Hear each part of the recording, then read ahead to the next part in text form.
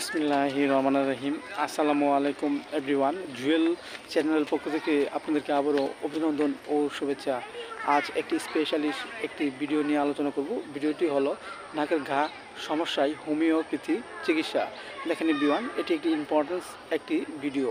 আমাদের মানবদেহে এক এবং উভয় নাকে ঘা রোগটি হতে পারে। ইয়া হওয়ার কারণ হলো আমাদের মাঝে যদি উপদংশ দুর্জনিত কোনো কারণ ঘটে, কিংবা আমাদের মাঝে যদি ঘন ঘন সর্দির প্রবণতা লাগে, এরপর নাক থেকে অনেক সময় পানি ঝরবে, সর্দি বের হবে এবং পচা দুর্গন্ধ বের হয়, তখন একে আমরা মনে হয় আমাদের নাসিকায় কোনো রোগ দেখা দিয়েছে। সো এভরিওয়ান, এই রোগটি আমাদের মাঝে হলে আমরা হোমিওপ্যাথি যে চিকিৎসা নিতে পারি। যেমন দেখা যাচ্ছে যে এই রোগ আক্রান্ত ব্যক্তিটি যদি পুরাতন সর্দি দেখা দেয় এবং নাক থেকে পানি ঝরে, প্রচুর দুর্গন্ধ, লোকজন কাছে বসতে চায় না, এসব লক্ষণে আমরা যে ওষুধটি সেবন করতে পারি সেটা হলো ব্যালসাম পেরো 30। আমরা 2 ফোঁটা করে সকাল বিকেল 2 বার সেবন করতে পারি।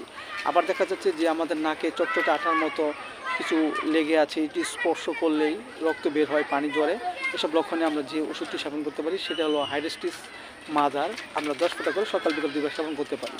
আবার দেখা যাচ্ছে যে এই রোগ আক্রান্ত ব্যক্তিটির মাঝে যদি এক এবং উভয় নাকে যদি ঘা হয় এবং দুর্গন্ধ বের হয়, জলে ব্যথা করে, এসব লক্ষণে আমরা যে ওষুধটি খেতে পারি সেটা হলো ল্যাকেন 30। আমরা 2 ফোঁটা করে সকাল বিকেল 2 বার সেবন করতে পারি। পাশাপাশি আমরা হোমিওপ্যাথি বায়োকেমিক বড়ি সাইলোসিয়া 6S 4টে গোবর চিবিয়ে আমরা হালকা গরম কুসুম পানি সহ সকাল বিকেল 2 বার সেবন করতে পারি।